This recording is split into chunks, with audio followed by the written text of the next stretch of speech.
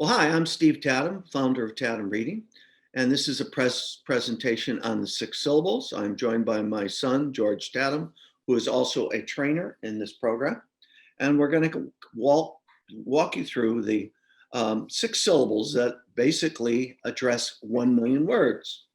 There are over 1 million words in the English language, and it would be pretty difficult to be able to remember how to read all 1 million words. I mean, that's a formidable task. However, all 1 million words can be broken down into 6 basic syllables. That's why it's such an important task. Now, early on in school, you should be learning in kindergarten, grade 1 and 2, systematic phonics. And systematic phonics gets the sounds in that allow you to read. Then once you have the sounds in your vocabulary, etc., the 6 syllables take over for upper level reading, and that allows you to apply it for more difficult words. So in directed reading, if you are in directed reading and working 6 syllables, I'm assuming that your kids basically can read and they have the basic sounds, and now we're ready to get them to work with multi-syllable words. So it's kind of the follow-up to Tattum Reading or Wilson Reading or Slingerland Reading or any phonetic reading program. Once they have the sounds, this is the follow-up, okay? Now, the interesting thing in sounding out words is it's approximation. It's not perfect. So when you're sounding out the word reputation, many times when the child's sounding out they'll go reputation. See, and this is not using context to read. It's basically using sounding out. See, when you use context only, you have this huge amount of words that are available for the rep. But once you're using our sounding out, the amount of words contextually decreases and decreases. So the girl had a good reputation. Your sounding out opens up context of less words versus just using context. There's could be hundreds of words that fit. So it's a good word attack is a combination of word attack with approximation and context, okay? Now, one interesting thing about the 6 syllables, keep in mind that the English language is primarily Anglo-Saxon, which was German invaders that came in 500 AD. And they basically have simple words, a lot of them with vowel teams, and they describe farms and homes and fields like rain, like steel, okay? Like coat, like tray, very simple words that describe household implements, chair, okay? Whereas the Latin, which came in through the Romans and the church, and Greek, which again came in through the Romans, will be used in much higher level words, and most of those will have prefixes and suffixes. So once you know the vowel teams, which are important for the first, second grade words, as you move to higher level words, they have very few vowel or much less vowel teams. And you're really now dealing with prefixes, kind of roots and endings. And they're actually much easier to read once a child knows that than a lot of the vowel teams. But I'm assuming, again, that if you're in directed reading, your kids can read beyond 3rd grade, 2nd, 3rd grade, and they're ready now to work a more advanced program. Okay, let's look at presentation. Okay? And here we have the 6 syllables. Here I've already talked about this paragraph here, but the slogan we use for the 6 syllables is covers, okay? That's the slogan we use.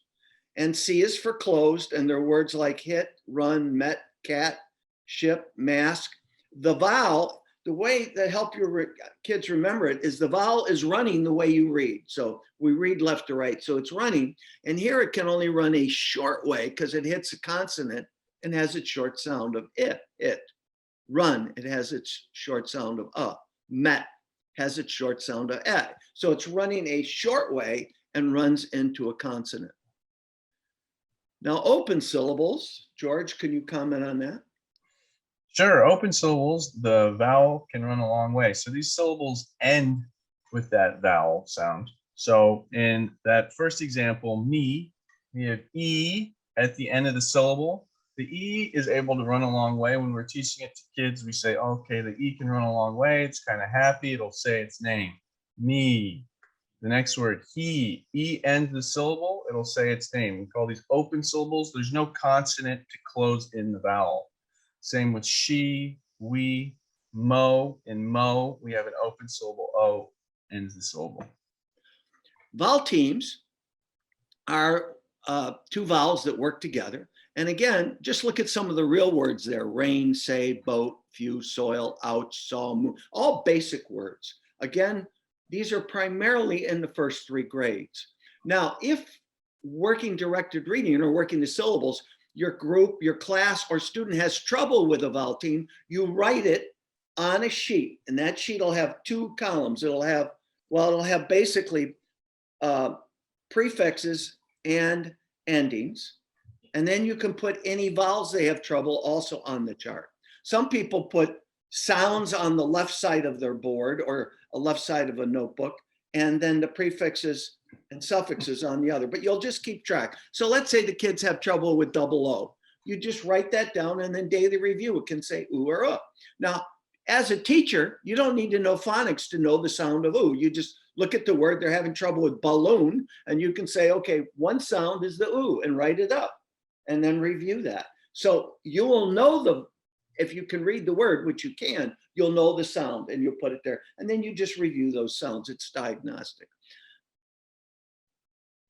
Next is E, and it covers acronym. This is going to stand for endings and also prefixes. And so we want students to start recognizing, when they look at a word, prefixes and endings immediately and be able to just see them as separate syllables. We keep these on the back of our board, our phonics board, except for about 4 prefixes. But so to start with, ing is a very popular ending. Ed says ed, t, meant, shun. These are all different suffixes that they'll start to learn to recognize. And then we have some prefixes like pre, un, dis, max. Next is R family. And the R family basically are vowels with an R, like ER, IR, and UR say AR can say R or OR can say or. So here are some examples of fur, car, her, for, church, star, stir, born, far. So these are pretty common. There are times the vowels become short.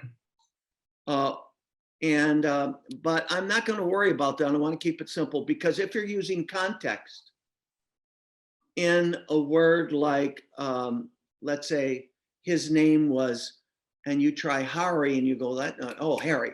So you'll use context with some of the R's that are distorted a bit by following sounds. And again, keeping it syllable or keeping it simple, I'm basically dealing with these R families and the use of context. Okay, and last we have the S for silent E. Silent E syllable is where the E at the end of a word is going to make the vowel say its name. So we have a syllable like make. We have a E able to make the A say its name there. If we didn't have the E, that word would say mac. So it's essential, in order to get the vowel to say its name, we have the silent E. We'll see that in words like hope, like, scheme, tape, rope, bike, muse, chime, fuse. Right. Now we're going to do a little activity and categorize these syllables as to where they belong. Keep in mind that all big words are made up of syllables. So some of these syllables will be within words. Like phi is an open syllable, and I'd write it here. And in a word like final, phi is open. In the next syllable, tupe is going to be a silent E syllable. We see that silent E is going to make that U say its name. Spame is a vowel team. And that goes under vowel teams right here. Shun is an ending. We'll put it under the endings column. Spar is our family, and it goes under the our family. Meme is a silent E syllable. Row is open, like in the word rotate, and that would go under open. Fam is a closed syllable. The A takes its short sound. Type is a silent E, and the E makes the Y say the I sound, and that goes to silent E. Per is an R family syllable.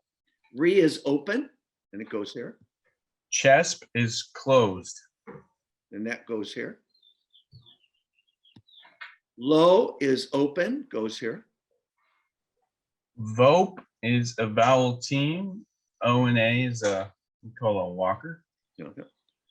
And dape is a silent E, it goes here. And one more closed syllable in the next line, shum. Shum is closed in by the M, it goes here. So you stop the recording for a moment and go ahead and categorize these where they go under the 6 syllables.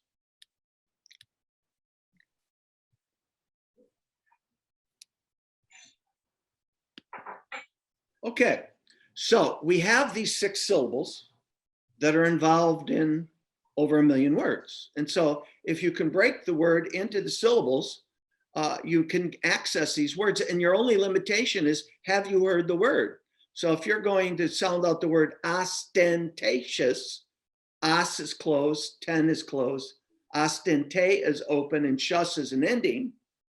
Your only limitation, have you heard what that word means? If you haven't, it's a vocab word, and you give a definition. If you have heard it, you now have opened up that word for reading, which normally you could not read through the 6 syllables. So we have basically 3 approaches to break words into syllables. One is called the vowel tag, where the vowel, you picture the vowel is in a race, and it's playing tag, and the vowel reaches out and tags the consonant after it, like in the word velvet, the E would reach out and tag the L, freezing it, and the rest of the word runs, and you now have 2 syllables, velvet. I'll show that in just a minute. And then you have something called vowel change. If when you tag it, it doesn't make sense, you now tag the vowel. So example is the word rotate is not a word if you tag the consonant. So you change the tag the vowel, it's rotate. And then the last is you tag prefixes and tag before endings. Like unstable, you knock off the un, and then you knock off the bull, and you've got the word broken down, unstable. Now let's look at that.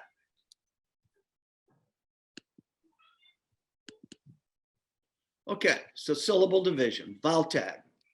So the vowel tags the consonant after it, breaking the word into syllables. So an example in velvet, the E tags the L.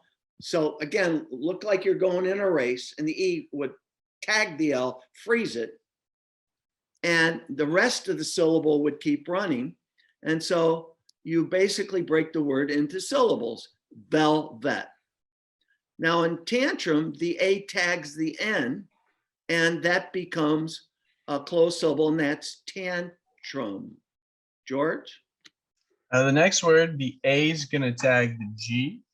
So we'll have our first syllable mag, our next syllable net. You put them together, magnet. E tags the L, velvet.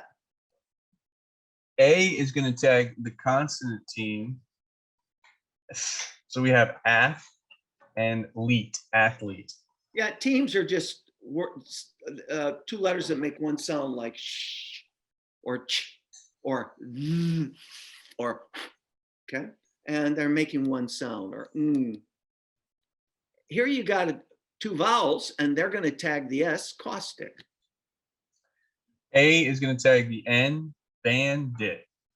And then here we have A tag the N, fan, A tag the S, task, fantastic. So it works in big words, okay?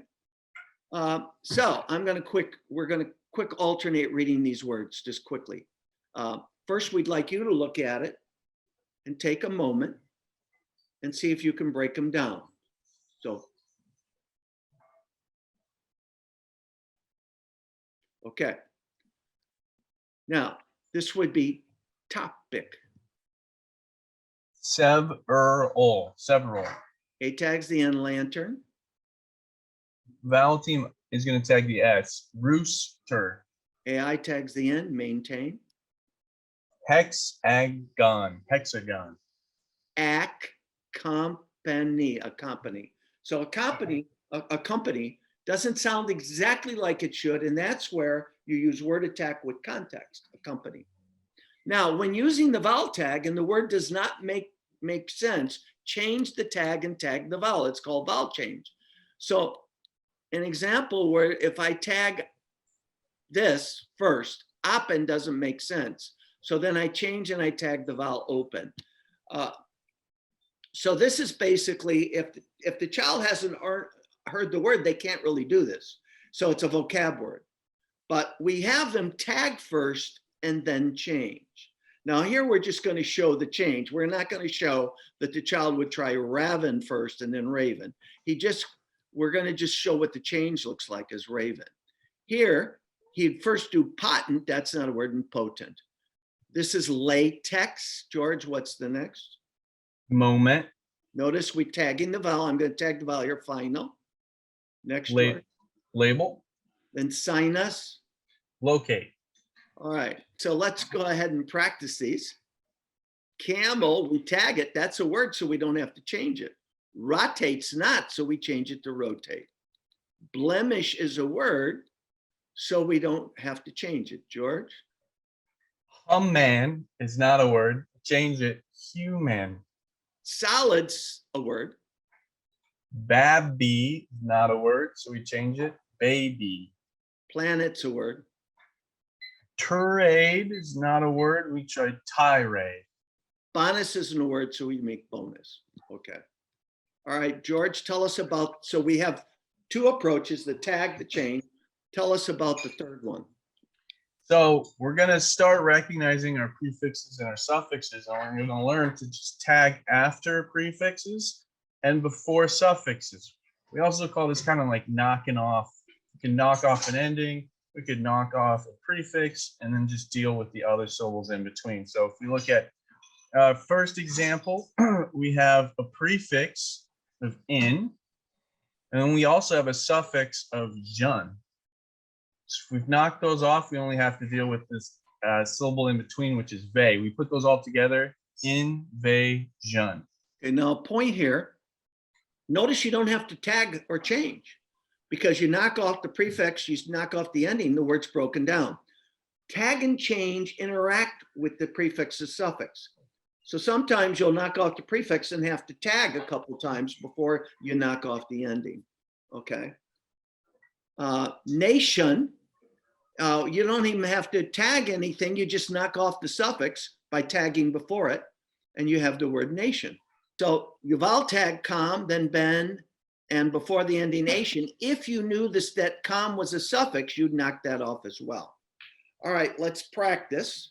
I'm going to tag prefixes, and then if I need to, I'll tag or change and tag before the endings. So I look at this, I see the shun, so I know that's already knocked off, and I go, I tag that oper. Oh, I see Asian is an ending. So operation.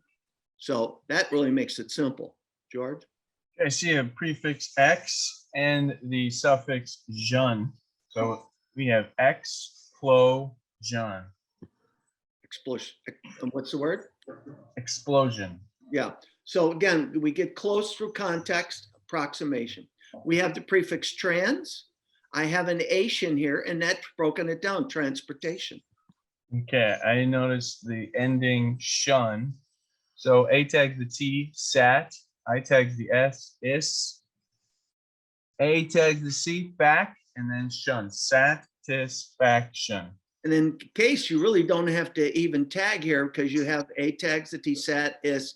And if you see the ending, you'd tag before the ending. Again, you could either do a tag or knock off the ending. Here I see the prefix X and the ending civ, so it's expensive. So these Latin-based words are primarily the words used in junior high and high school and college. And they're really much simpler. They're really usually closed, open, and silent syllables with prefixes and endings. So it's pretty simple. Now, there is an advanced technique. It's called medial I. And medial I in long words is short no matter what kind of syllable it is. It is in. And this is because when it's unaccented, it has an I sound. Let me give you an example. Condition. Con is the accent, condition. And it is unaccented, so it has the I sound. Institution. Okay, it's unaccented, it has the I. Now, I don't have kids worry about the accent. I simply say that it pretty reliably, when you're in big words, is going to have the I sound. So a middle I, medial I, and long words, it says it like condition, institution, complicated, hospital. You know, and it's not that important to teach it, except it's going to be noticeable to kids that, well, wait a minute, Mr. T, this is an open syllable. Shouldn't that be condition? You say medial I in long words is usually short. So we have basically reviewed the 6 syllables, covers, closed, open, vowel, teams, endings, our family, silent E. Usually we'll give a schedule for this, but usually we do closed, open, and silent E first. And along with that, we will do the vowel tag, and that'll be usually in the first week. And then after we do that, the second week, we will do the endings and prefixes, and we'll do vowel change and knocking off the endings and prefixes. And then after that, we will do vowel teams and then our family, and we'll lay out that schedule. And then this will be immediately transferred in directed reading, which is a separate presentation. So again, in summary, over 1 million words, and all those 1 million words can be broken down into these 6 syllables. And we want kids to get familiar with these syllables. We want them to have the 3 forms of breaking words into those syllables, and now they can access that. We will include this in a handout with the most important prefixes and suffixes and Latin-based endings, along with kind of a schedule of how you introduce this. Yeah, so what's the purpose of teaching these 6 syllables? Aren't these 6 syllables just phonics again? They are. They're really morphology, the syllable level, versus phonology, which is phonics. And basically in a good phonics program, you are learning about the syllables, but your focus is on the sounds. So you're going to learn the R family sounds, and you're going to be in a book that deals with our family. And then you're going to be learning diphthongs, and you're going to be having a book that deals with diphthongs. Whereas when kids are moving up and they can read, they've had a phonics program, and they can read, and even if they haven't, but they can read, they're beyond like they're around 3rd grade reading or what, and they can basically read all the way up through high school. And you're teaching literature, and you have some kids that struggle. The 6 syllables allows you to break down words coming up in your book, and that'll be shown in directed reading. So if I'm reading Harry Potter, I'll pull out like 8 or 10 words, and we'll break them down using the 3 syllable division rules, and we'll break down those words before we read, and we'll deal with some definitions. So it helps the teacher who is teaching kids to read, and the kids can basically read, and you're in a novel or you're in any kind of short story, and you want to transfer what they know in phonics to a novel or a book. This is the way to do it. And again, we don't have to spend as much time with the vowel teams, which is a big thing in beginning phonics, because they're 1st, 2nd, 3rd grade words, okay? We're really hitting upper level words. What we're trying to do is unlock the Latin-based words, which pretty much have a prefix, open, closed, silent E syllable, and an ending.